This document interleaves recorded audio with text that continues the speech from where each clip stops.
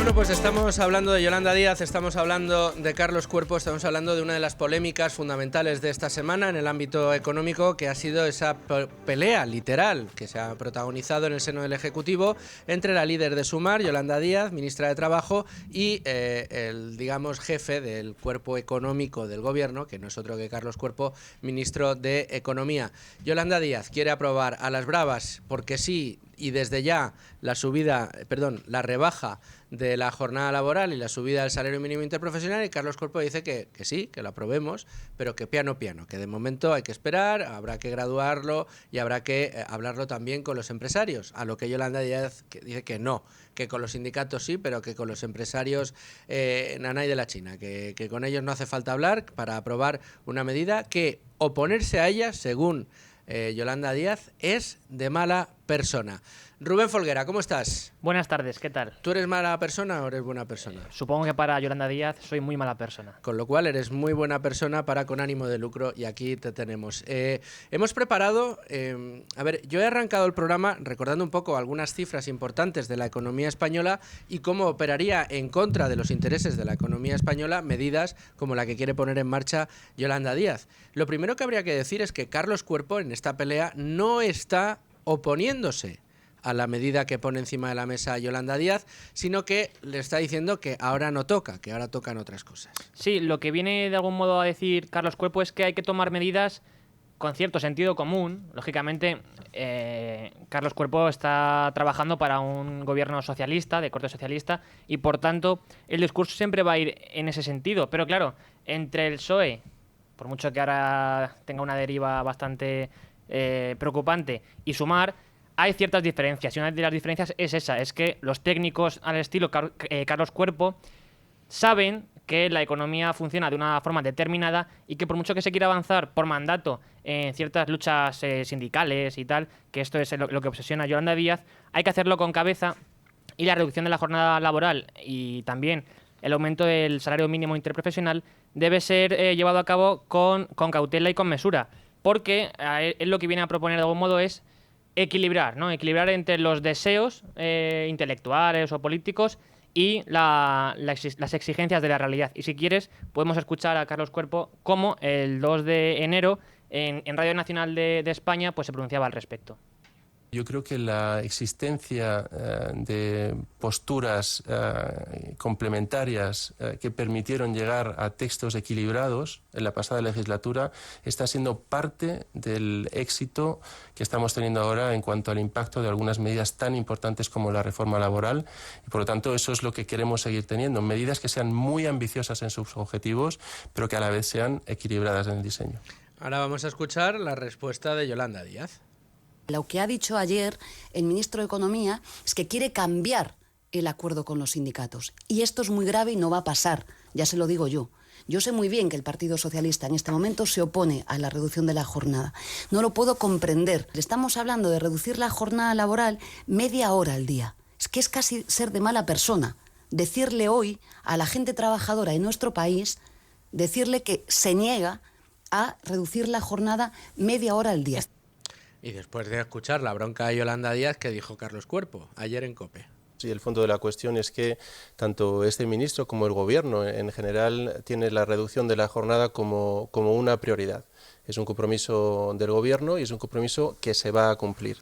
Venga, Yolanda, que no soy tan mala persona como dices, pero hombre, tendrás que ceñirte un poco a los calendarios que establezcamos en el Gobierno. Bueno, esta ha sido la polémica, esto es lo que tenemos encima de la mesa, estos son los sonidos protagonistas de la polémica que hemos visto, de la que hemos sido testigos esta semana, pero ¿qué se esconde detrás de todo esto, Rubén?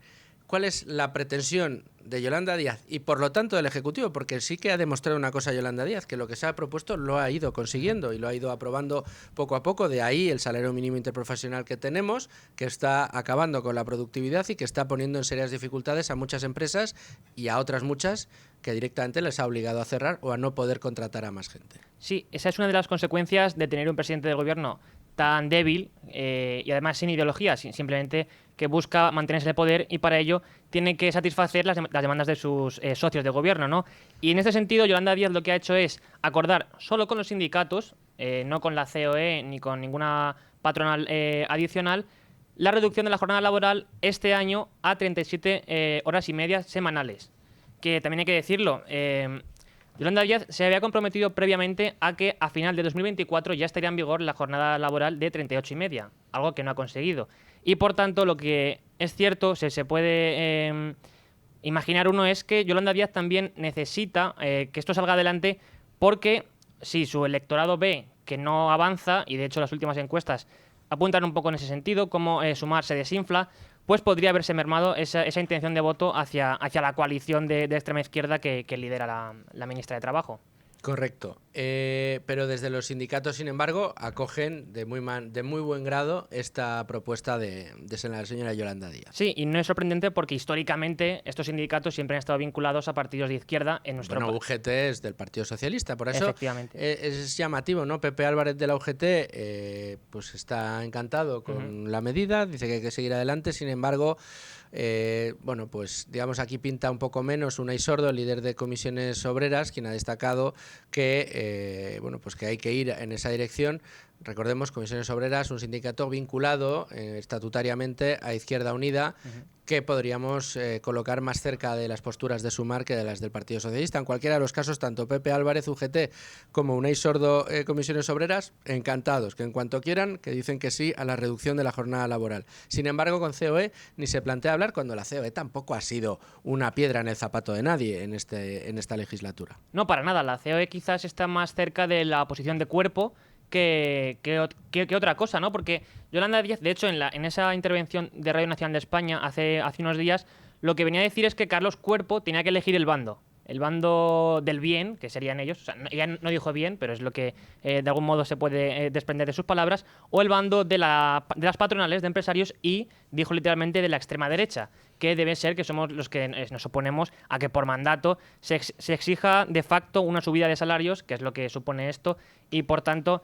una imposición de una jornada laboral de menos horas, que en todo caso sí hay que decir que es cierto que las horas efectivas trabajadas en nuestro país están en las 32 horas, con datos de finales de 2023. Y cuya tendencia, de hecho, durante los últimos años e incluso las últimas décadas, ha sido a la baja, precisamente porque en 2019, este año se cerró con unas horas promedio trabajadas efectivamente en 33,5, y 2008, si nos vamos hasta entonces, vemos que se cerró con 34,7 horas trabajadas de forma efectiva a la semana.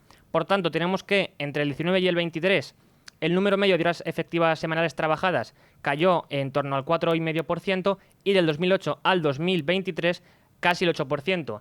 Esto lo que viene a reflejar de algún modo es que la propuesta de Yolanda Díaz está muy lejos, o es muy lejana, a las necesidades reales del mercado de trabajo español.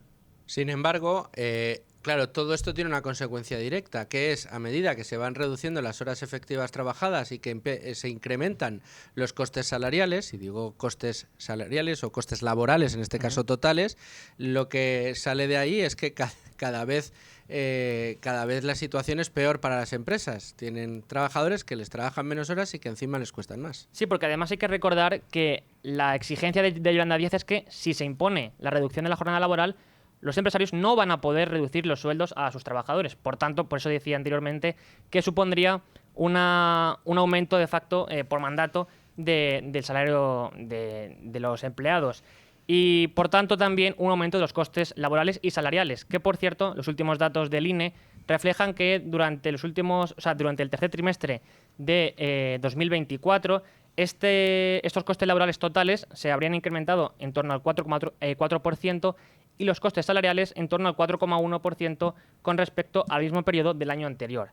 Y por tanto, si comparamos el periodo, digamos, los 3 primeros trimestres del año 2024 y los del 2019, tenemos que en el caso de los costes laborales se habrían incrementado casi un 20%, y en el caso de los costes salariales un 16%. O sea que si del 2019 al 2023 el número de horas trabajadas efectivas se reducía en un 4,5%, de 2019 a 2024, prácticamente el mismo periodo, el coste laboral total para las empresas de cada empleado se dispara un 18,33%.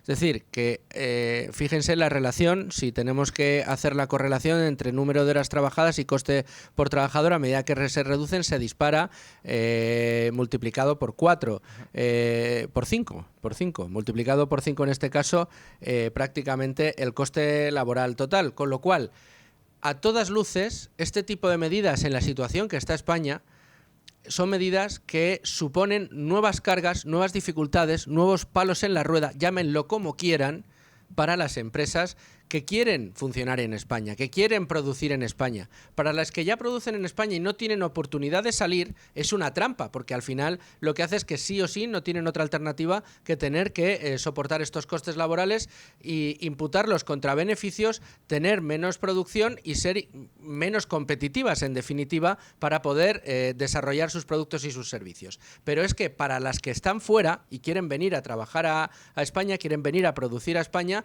son incentivos perversos. Es decir, desincentivos para instalar sus fábricas, sus compañías en nuestro país, salvo que lleguen a acuerdos con el Ejecutivo que tengan beneficios por otro lado, cosa que también hemos visto que puede llegar a suceder. Pero esto es el verdadero problema. Si las empresas en España tuvieran unas condiciones de funcionamiento que les permitieran desarrollar su trabajo en mejores condiciones, que en España les resultara mejor ser más competitivas, fueran capaces de competir mejor, tuvieran unas condiciones de establecimiento y de puesta en marcha de sus sistemas de negocio, de sus modelos de negocio, digamos, más benévolos que en otros países, pues probablemente atraeríamos mucho talento, atraeríamos muchas empresas y permitiríamos que el desarrollo de la actividad en España fuera cada vez mayor. Eso invertiría la curva de productividad que tenemos y en lugar de seguir cayendo en picado, empezaría a subir. Si sube la curva de productividad, ahí, en ese momento, y como consecuencia de acuerdos entre empleados y empresas, es cuando se puede empezar a plantear, oiga usted, si llegamos a los objetivos de productividad que tenemos sobradamente trabajando menos horas, ¿por qué no hacerlo? Esa es la lógica que debería imponerse. No, para conseguir aumentar la productividad lo que tenemos que hacer es trabajar menos horas. Esto es el esquema que opera en la cabeza de la señora Yolanda Díaz y al esquema al que si uno se opone empieza a ser mala persona. Esta es la discusión que tenemos hoy encima de la mesa y los datos que estamos poniendo encima de la mesa precisamente lo están avalando. Sí, y de hecho la productividad total de la economía española está, digamos, en los últimos 30 años ha caído, vamos, de una forma espectacular y sobre todo entre los años 2018 y 2023 tenemos que España sufrió una caída del 3,8% de la productividad total, lo cual supuso la mayor caída de toda la OCDE, mientras que la media de la OCDE aumentó un 4,6 en ese periodo. Y luego, si nos fijamos en la productividad laboral, vemos que entre 2017 y 2023, en el caso de nuestro país, esta cayó 5 puntos, frente a la caída de 2,5 puntos porcentuales de la eurozona. Por tanto, vemos que el caso español, si nos fijamos sobre todo en la cuestión de mercado laboral, productividad del trabajo y productividad total de la economía, lo que refleja es una situación bastante peor que lo que viven en los países de nuestro entorno y al fin y al cabo que son con los que nos podemos comparar. Porque es cierto que otros países, pues por ejemplo Francia, ha llevado a cabo este tipo de medidas. Desde el año, por ejemplo, 1999 puso por ley una jornada de 35 horas, pero aquí hay que apuntar que no dio los frutos que se esperaban, porque si bien se decía que podría llegar a crear casi 2 millones de nuevos empleos, se quedó apenas en los 350.000. En el caso de Islandia, por ejemplo, tenemos que en 2019 la reducción de la jornada se impuso en 35 horas también, y Bélgica, la jornada laboral ahora mismo se encuentra en 38. Claro, esas comparaciones son interesantes, pero hay que tener en cuenta que, como decíamos, si la situación no es la misma en estos países que en el nuestro, tampoco podemos exigir que por mucho que Francia, Islandia o Bélgica tengan jornadas por ley algo menores, pues aquí se lleve a cabo las mismas medidas, porque no tiene mucho sentido. No tiene mucho sentido, entre otras cosas, porque la productividad de estos países, fundamentalmente de los nórdicos, de Islandia o de Bélgica, es distinta a la productividad que tiene España. De hecho, la productividad de España es campeona por la cola en tanto en la Unión Europea como en la OCDE. Y si ya nos vamos a la productividad por trabajador, ni te cuento. Es que estamos hablando de cosas distintas. Una cosa es que la productividad de un país, su dinamismo, su capacidad de creación de riqueza, permita que se pueda crear la misma riqueza o más con menos horas de trabajo, que es al final lo que ha permitido los avances tecnológicos, los avances de la humanidad. Ya no hace falta que nos tiremos 12 horas, 20 horas en el campo picando piedra o cultivando a mano. Ya no es necesario. La tecnología y los avances tecnológicos están permitiendo, y también los avances médicos están permitiendo, que cada vez sean necesarias menos horas de trabajo para producir mucho más de lo que se producía antes, pero esa es la lógica del avance, de la progresión, sobre todo en productividad, en generación de riqueza. Lo que no puedes hacer es decir, hombre, como los países que son más productivos y son más ricos tienen las jornadas laborales más bajas, para conseguir esos objetivos lo que hay que hacer es bajar la jornada laboral. No, primero se han alcanzado esos objetivos y luego ha ido reduciendo la jornada laboral. Estos son algunos de los puntos importantes que teníamos en el día de hoy, sobre todo para poner encima de la mesa lo que ha sido el debate político sin duda de esta semana. Un debate político en el que tenemos todavía más cosas que contarles. ¿Por qué? Pues porque la señora Yolanda Díaz es muy vehemente a la hora de poner encima sus argumentos, pero son argumentos que también cojean. Sí, como bien decías, la lucha sindical realmente no lleva a nada. Esto de las conquistas de derechos sociales y tal es una farsa, porque lo que decías al principio en tu editorial, si fuese tan fácil, pues podríamos poner un salario mínimo de 5.000 euros, 6.000 euros y trabajar 10 horas a la semana, ¿no? ¿Por qué no? Y si fuese tan fácil, sería posible hacerlo.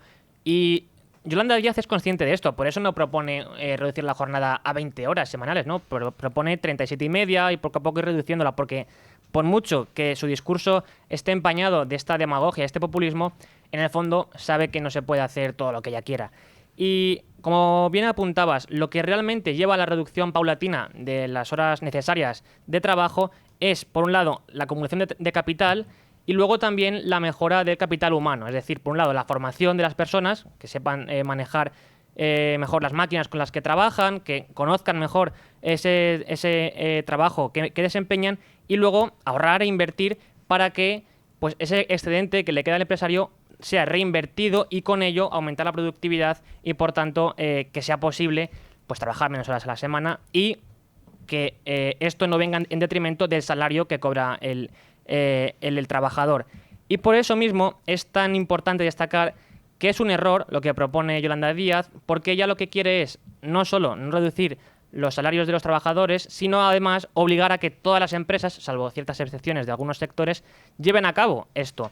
Y esto, al fin y al cabo, lo que hace es que se ignora las condiciones de cada sector y las necesidades de cada empresa, que son totalmente divergentes. No tiene nada que ver ya no solo entre sectores, sino entre empresas del mismo sector, lo que unas y otras demandan y necesitan. Por eso es tan peligroso.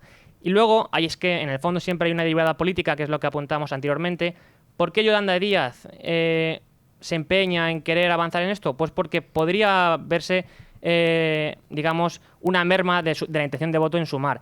Y de hecho ella trató de usar este argumento también en contra del PSOE en esa entrevista que le hicieron en Radio Nacional de España, diciendo que, claro, el PSOE en su congreso se había comprometido a bajar la jornada a 36 horas y que pues ahora estaba mintiendo y que esto iba, o que esperaba que esto fuese en detrimento de sus votos. Bueno, aquí también siempre hay que tener en cuenta la política, pero sobre todo lo que hay que tener y destacar es ¿por qué Yolanda Díaz decide ignorar a la patronal? Que es cierto que no se ha opuesto frontalmente, simplemente ha querido matizar las intenciones de la ministra. Bueno, porque al fin y al cabo le sale su vena comunista, ¿no? Y decide que los empresarios no tienen derecho a decidir en este asunto, que de hecho les afecta directamente. Bueno, y que también la historia ha demostrado que no le ha hecho falta. Cuando ha querido aprobar algo sin el concurso de los empresarios, lo ha hecho y no ha pasado absolutamente nada.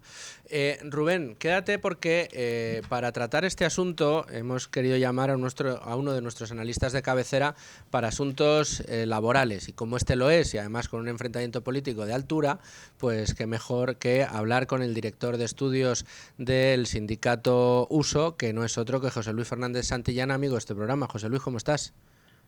Hola, muy bien, encantado de estar con vosotros. Feliz año. Feliz año. ¿Has sido presa de los resfriados o por fin te has liberado de ellos? Poquito, pero bueno, bien, sobrevivo. Un poquito, pero recuperándote. Tienes buena voz y con fuerza, que es como hay que empezar el nuevo año. Siempre con fuerza y con el cuchillo entre los dientes para intentar mejorar las cosas.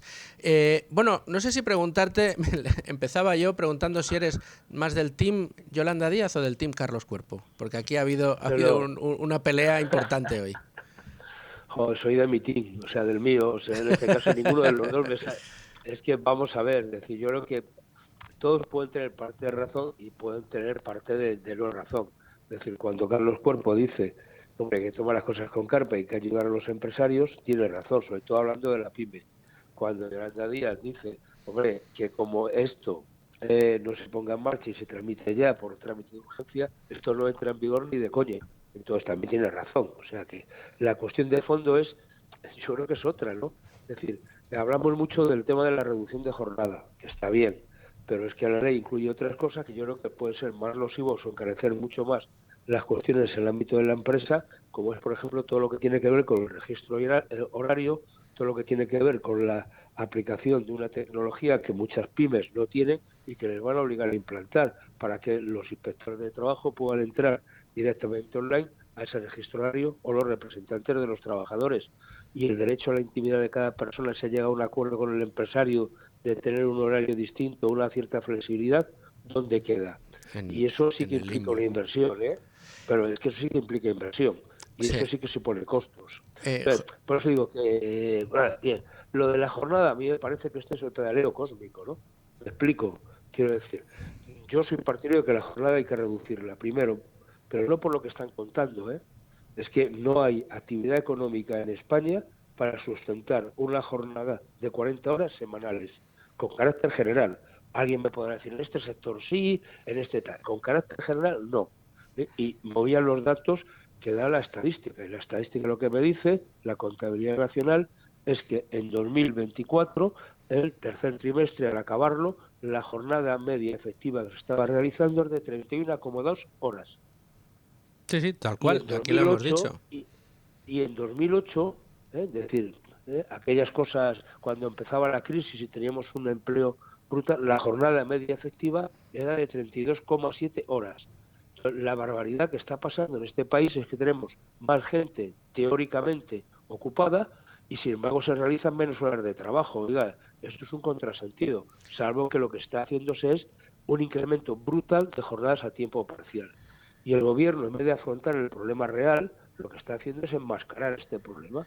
Porque si yo reduzco la jornada máxima, automáticamente estoy incrementando la jornada de aquella multitud de personas que tienen jornadas a tiempo parcial y les estoy incrementando por esa vía indirecta el salario. Esto es así de sencillo y esta es la regla de 3. José Luis, a partir de ahí podemos hablar de otras cosas, pero que digan las cosas claras, ¿no? Yo tengo la sensación desde hace ya mucho tiempo de que en muchas ocasiones esta ministra, Yolanda Díaz, está tratando de luchar contra los usos y costumbres de los sistemas de trabajo del siglo XIX y la explotación de los trabajadores o supuesta explotación de los trabajadores de las grandes fábricas, la revolución industrial, con un mercado de trabajo moderno, flexible de por sí, como es el que tenemos en el siglo XXI. Claro, registros horarios, obligar a todas las empresas a tener que implementar sistemas informáticos para que queden registradas exactamente las horas que ha cumplido o no cada uno de los trabajadores. El no permitir que se establezcan acuerdos libres entre empresarios y trabajadores respecto a horarios y remuneraciones.